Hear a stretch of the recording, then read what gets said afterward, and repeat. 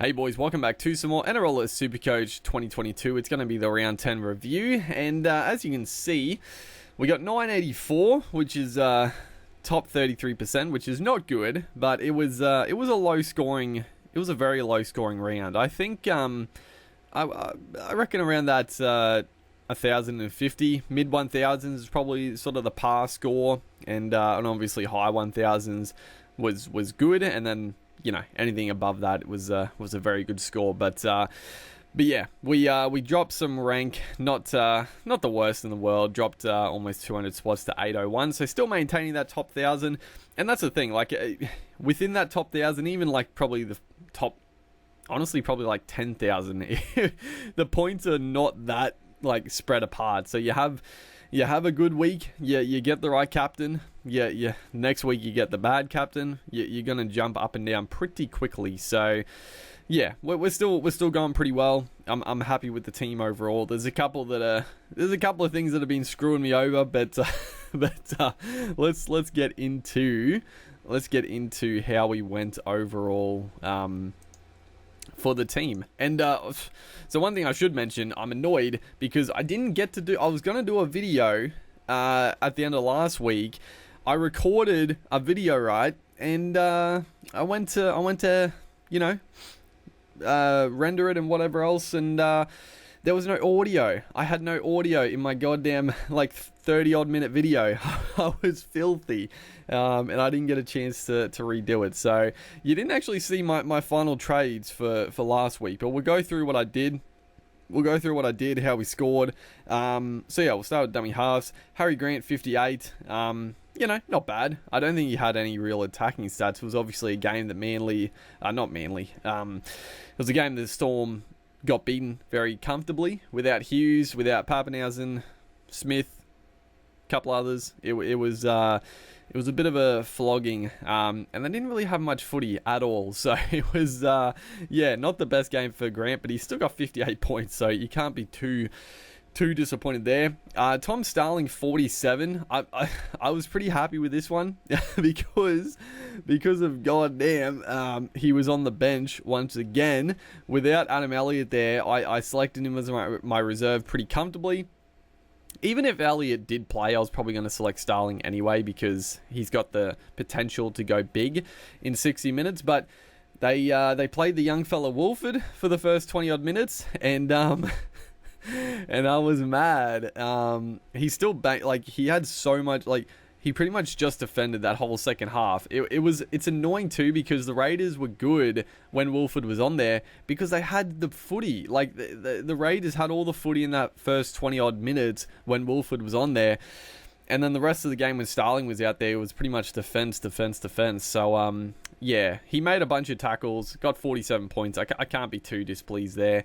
Our front rowers, Isaiah Papali'i, 113. I mean, he's just killing it.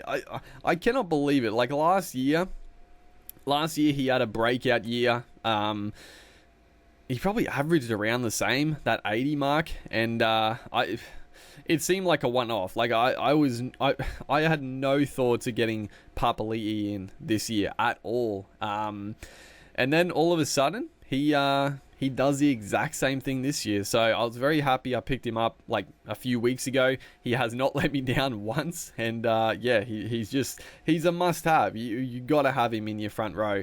I got to be honest, I am shocked he is a front row forward / second row forward because he might have played a couple of games in the front row last year. I mean, he played a little bit, but I mean, he's a back rower. So I'm shocked that he's got the front row status, but I mean, it's good. It's good. Pengai Jr., 32 points. I don't really know what happened here. I didn't get to watch too much of this game. I was sort of keeping up to date with the stats and the scores, and he barely played any minutes. Like, how many minutes did he actually play? I wanna have a look at this, because yeah, I don't know what the hell. Yeah, he played. Yeah. Wait, how many? He played 45 minutes. He played 45 minutes. I mean, the Dogs were terrible. And obviously now all this stuff coming out with Barrett gone. Apparently Pengai Jr. wanted to play for Barrett. I don't really know why. Like, that all sounds like such nonsense. Like, why the hell would any player go to a club because Barrett is the coach? That makes zero sense. But I don't know what it's doing. I'm gonna keep Pengai at least until round 13 for the first bye, obviously, and then hopefully he just gets some more minutes. Like, I just don't know what happened. He didn't get any minutes, and scored poorly. So hopefully he can just have a few good games, and then I'll try to get rid of him as soon as possible for Payne Haas after that round 13 probably. Or probably after Origin, but yeah, shocking for Pengai Jr. Actually, how many people own him? Hopefully, how many people do? Only 12%. Dude, only 12%. That's a bit of a shocker too. He is a bit of a pod, and he's killing us. Josh King, 47. I checked the reserve on him just because I thought the Storm would probably lose, and I thought they would have to do a bunch of tackles, and he pretty much did. A big work rate around that 50 mark, very good. Max King, he's fallen off a little bit. Again, I'm going to keep Max King until round 13, but hopefully he can just get up to that, the 40 points he was getting. He sort of tapered off. I think teams have sort of figured him out. Or not so much figured him out, but they've definitely they're stopping the offloads. Like, in the first few weeks, the first 7 weeks really, he was just offloading at will, and I think teams now are like, stop him offloading, like just wrap the ball up. So that's a bit annoying for Supercoach. Then the back row. Oh man, the back row.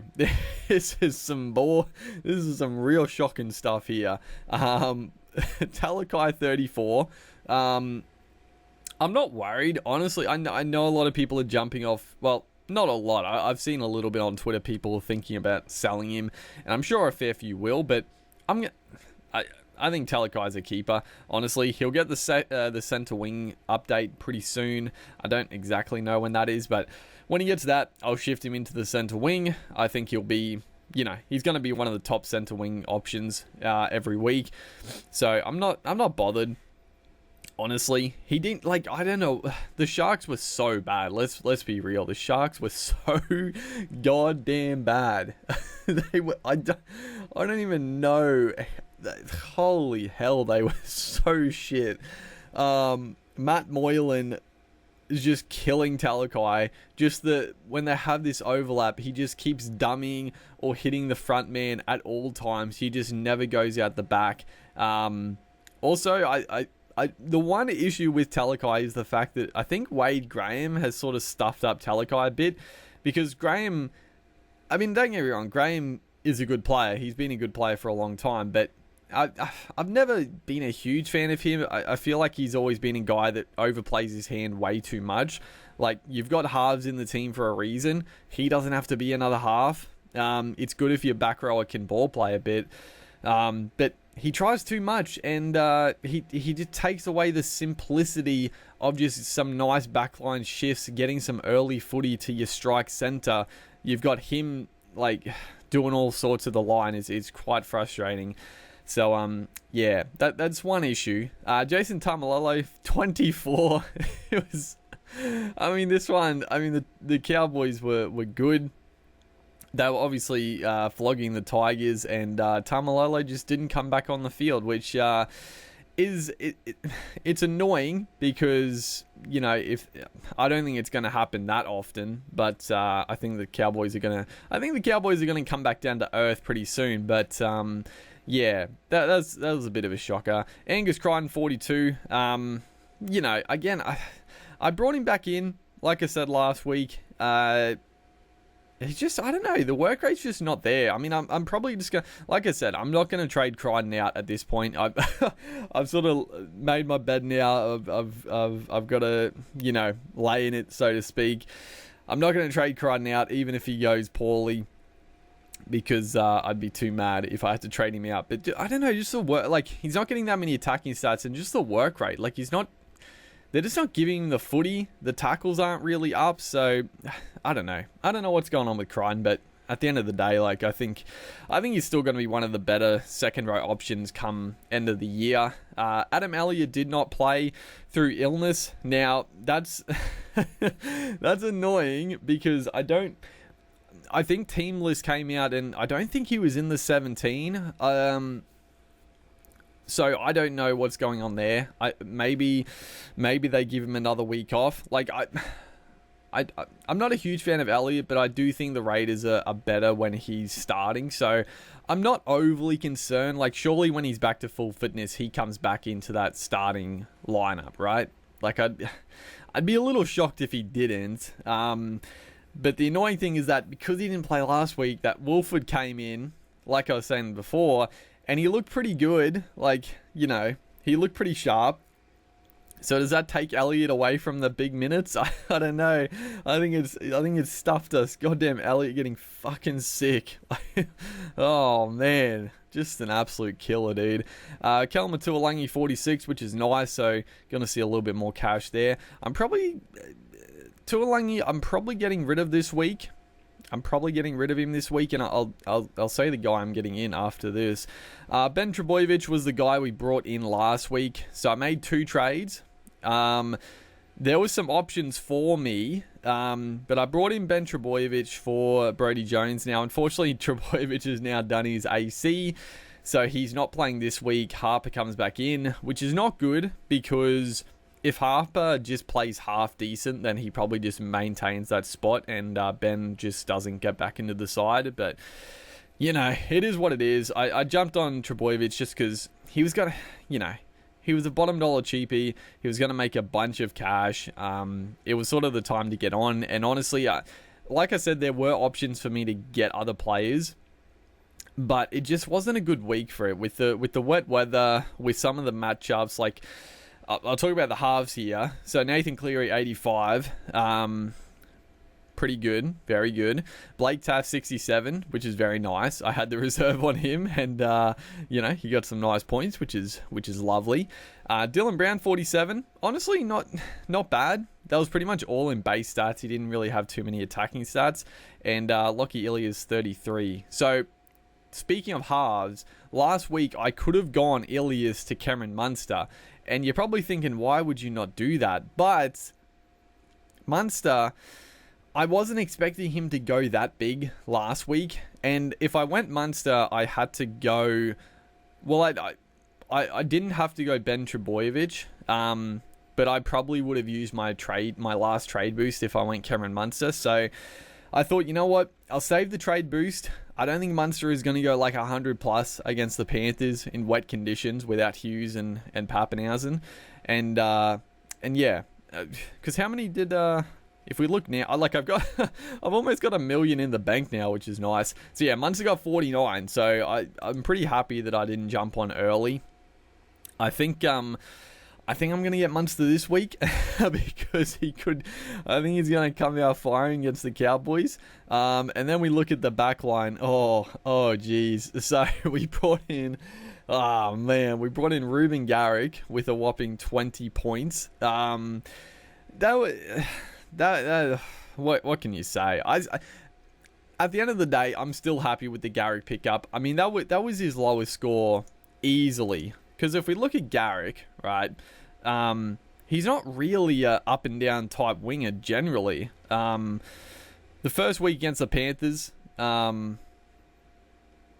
great, 31. Against the Roosters, decent, 36. And then 72, 65, 48, 76, 80, 50, 113. So he's pretty consistent. And then 20 against the Bronx. The Bronx just killed the Seagulls, which was great to see. It was sort of it was beautiful and terrible at the same time because I just knew that Garrick and Tui Pilotu and Trebojevic as well, but I didn't play him.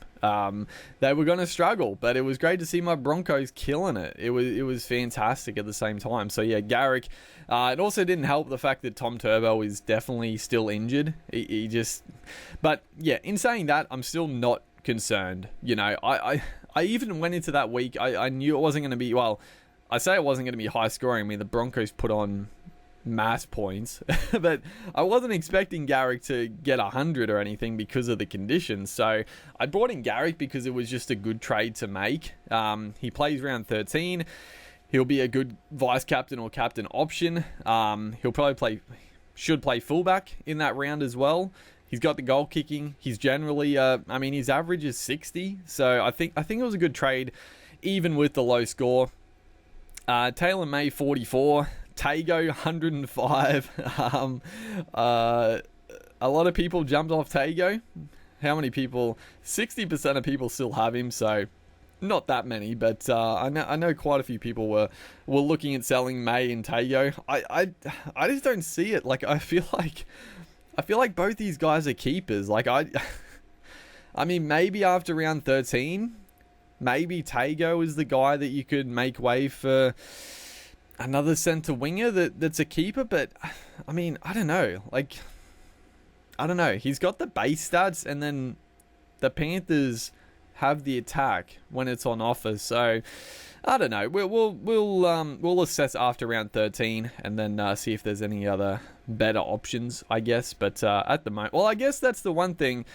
When Talakai gets the centre wing, swinging him down for Tago and Tago up to a better second rower, that won't be a bad option. And then Tuipulotu 35, honestly pretty good considering he had no attacking stats, no points. That was just all in base stats. So I'm very happy with the Tuipulotu pickup. I'm just hoping he if he can just get a couple more tries in the next couple of weeks, plays round 13, gets some decent points, and then if he's 427 now, he's already gone up so much. Like, I just need him to just keep scoring decently so he doesn't, fall off a cliff, and then we can trade him to basically any other keeper centre wing. That would be a beautiful little play to get in Tuipulotu. I think we got him for 270, so missing the first price rise, but he's gone up gangbusters since then. So very nice. Billy Smith still didn't play. Cooler 30. He's got some big scores in him, but I haven't played him at all. So I'm keeping him for round 13. Hopefully he can make some more money. They take on the Eels this week, so not a great matchup, honestly. And then Vilea 14. Oh no. Again, he's a guy we're going to keep to around 13, but geez. I don't know what we're going to do with Vilea, honestly. And then the fullbacks, so this is what I what did I do? I must have done this. Oh yeah, I traded out, that's right, I traded out Pappenhausen. Yeah, that's right. I traded out Pappenhausen for Garrick and swung Suali into the fullback spot, so that's what we've done there at the moment. And Nico Hines, we put the captaincy on him. He still scored 50, which is not bad considering how badly the Sharks played. Thankfully, he got some junk offloads, a couple of line dropouts, and he ran the footy a fair bit. So 50 points I'll take. I mean, honestly, only Cleary was the only other guy I would have captained. And he got 85, so it's a bit of a swing, but not that much. How many did let's have a look. How many did Tedesco get? Okay, thankfully Tedesco only got 62, and I think he scored a try, right? So yeah, nothing really killed us. I mean, Joey Manu, I guess, has been a bit of a killer. So what are we looking at? So first one, Lockie Ilias to Cameron Munster. I think I'm pretty much locked in. I think I'm doing that. It's time to get rid of Ilias. He doesn't play around 13. Obviously, Munster doesn't play round 13 either. And I guess you could argue that why bring in Munster now when he's only going to play another couple of weeks before Origin? But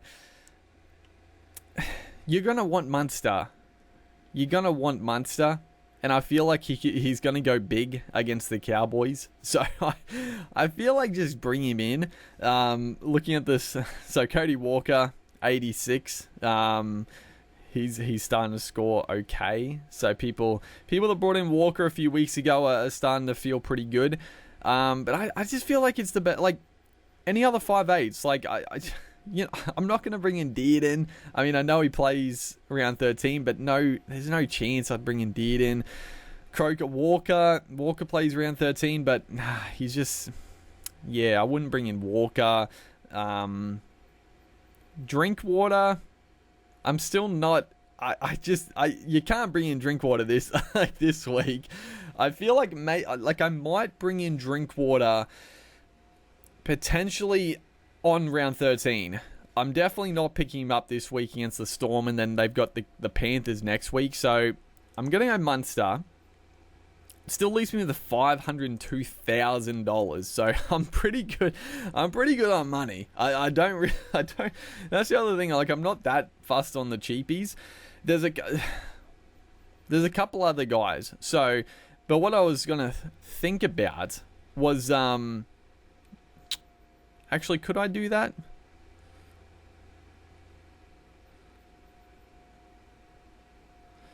Actually, yeah, that would. Maybe that could. Yeah. So what? I know you're like, what the hell are you thinking about? But potentially, if we get enough cash, which I think we almost have now, but if we get enough cash, potentially I could trade out Cooler, push Sawali back into the center wing, and trade Cooler for Drinkwater at fullback.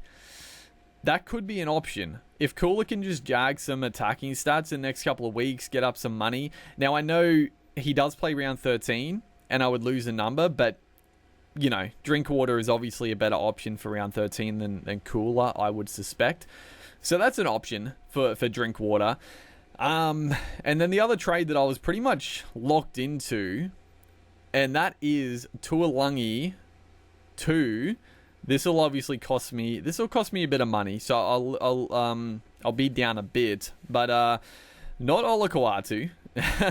Ryan Madison is definitely tempting, and he does get that. I think he's playing starting lock now, which is nice, but I can't go Ryan Madison at the moment. The guy I'm gonna be bringing in is Ruben Cotter as well. Oh man, I'm so mad.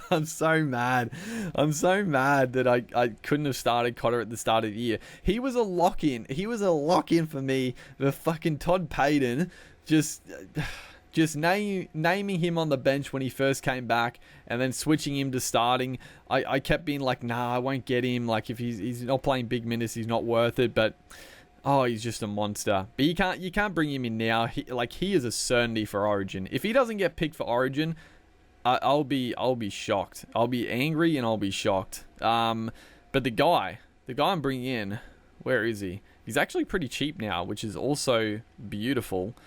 How's Barnett? Barnett's pretty cheap as well, actually. Barnett's not a bad smoky. Oh, he doesn't play round. If the Knights play round 13.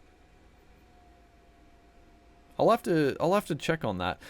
But Barnett is not a bad pickup, honestly. He doesn't have the goal kicking like last year, but he's so cheap now with that send off. I don't know how many points he got, but negative points. He's not a bad pickup, honestly. But where is he? How cheap is he? Did I go past him? No, Nat Butcher. There he is. Nat Butcher. I feel like Nat Butcher is just, he's a lock-in, right? He's a lock-in. He scored 48 points. Radley is gone for like 2 months now. Nat Butcher has been named at starting lock. And if we look at his scores, and then the minutes played. So, yeah, first week, 54 minutes, 41 points. Against Manly, that's a bit of an anomaly. He scored a couple of tries that game. South, 80 minutes, 59 points. Cowboys, 80 minutes, 55 points. Broncos, 46 minutes, 40 points. He's been getting like such low minutes coming off the bench. And then back to 80 minutes against the Titans. Only 49 points. I think he's playing on the edge that game. And then Parramatta, 58 minutes, 48 points. I feel like he's a good pickup. If he's playing and that's the thing, like he'll be the starting lock. Looking at their team, there's not really any other players that would go there. I mean, maybe they shift Angus Crichton, but I don't see that happening. And then all their other forwards are sort of big. They're big boppers. I mean, they have, I guess they have Connor Watson and Drew Hutchison. So maybe they end up doing like Hutchison to start at dummy half, Connor Watson at lock. But I don't really see them doing that either. So I feel like Butcher is like he's going to be the lock for a couple of months. And he plays round 13. If he's playing lock big minutes, he gets through a mountain of work. I like the pickup, honestly. And I actually thought he'd be more expensive. So they're the two trades. The other guy that a lot of people are talking up is the Rabbitohs back rower Peoples. He's a bottom dollar cheapie. If we look, let's have a look. He's bottom dollar. He played the one game where he scored very nicely. He's had some good stats in the lower grades, and obviously with no Radley and not Radley, goddamn all the locks. with no Cameron Murray and no Jacob Host, who is also out injured. That means this young fella is pretty locked in for a back row permanent spot. Trent Peoples. He scored 68 points in his first game. Looked really good. But I'm not going to trade boost for him. You know, there's no reason to. If you don't, like, if you need to generate some cash to get in a gun, then, you know, I think going early on Peoples is a good idea. I don't see him getting dropped next week, but, you know, if you don't need to get him this week, then there's no, like, don't trade boost or, you know, try to. I think there's better options than him to start with, just because he's not going to go up in price this week. You've got a free week to look at him and see the minutes. So yeah, that's pretty much the team now. I'm pretty happy. The only looking into the future, I mean, the halves are set. Dylan Brown, Cameron Munster, Nathan Cleary, and then I don't know who our second halfback's going to be, but actually, I mean, in an ideal world, I would love to, I mean, looking long term, you know, swing Nico Hines back into halfback and then get two other gun fullbacks, but that's obviously going to take a little bit of time to do. So yeah, the halves are pretty much set. The back row is a little scuffed because, you know, I've gone pretty hard on the buy, the first buy. But it's not a bad back row. And then we can sort of, you know, adjust to who I want to bring in after round 13. Because, yeah, I don't know who the best back rowers are going to be this year. Because if we look, we'll go through this quickly and then I'll look at the back rowers. The front row is pretty good. The only guy I need to get is Payne Haas. So when after Pengai plays round 13, I'm probably going to get Payne Haas in for him, potentially. The dummy halves are pretty much set. You know, Starling has probably got to go at some point for someone better, but, you know, he's a good little backup for now. And then the back line is pretty set as well, because we'll have Garrick, Taylor May, I think May honestly will be a keeper till the end of the year. Talakai will swing down to centre wing, and then we just need basically another fourth centre wing. Maybe Tago. Maybe Tuapolotu.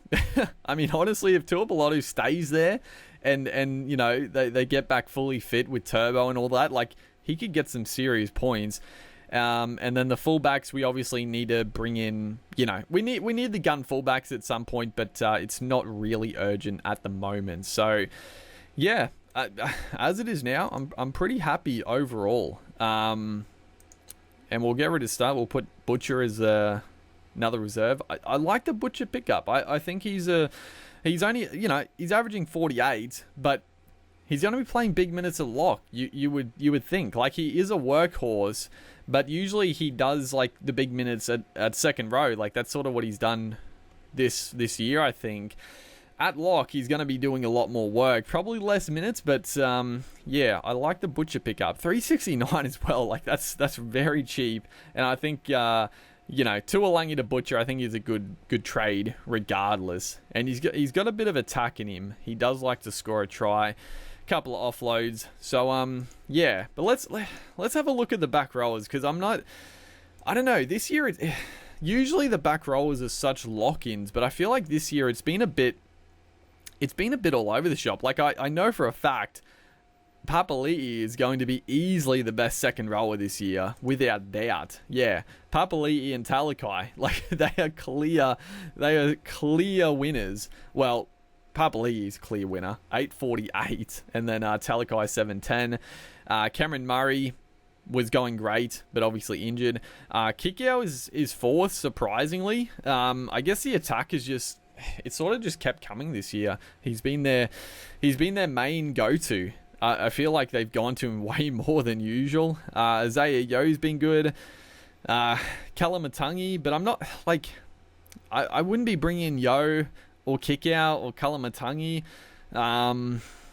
Then you have, Tago and Tamalolo. They're the next up. And then you got Tino, Tarpany, Josh King. Like, it's a bit all over the shop. I mean, Ryan Madison is a guy that could definitely start banging some points out. It's annoying that the Eels don't play that first bye, because he would be a great pickup now that he's getting that starting spot back. But yeah, can't really go there. And then yeah, the big boys, Fafita, Crichton. It's yeah, it's a tough position. The back row is a tough position this year, I feel like. I don't really know who the best options are. So yeah, I'm happy with having sort of, I pretty much all have like cheapish guys. Like, Talakai is obviously expensive, but then like 550, 540, 420, 360. I don't mind saving a bit of cash there at the moment to sort of see who sort of comes out on top at the end of it. So yeah, I think the team is looking pretty solid overall. And yeah, I feel pretty good about it. So hopefully you guys are enjoying this series. Make sure to like and comment, and I'll see you guys in the next one. I'll try to make either a live stream if I have time, or I'll do another video sort of just rounding up what I do for round 11. But yeah, see you guys in the next one.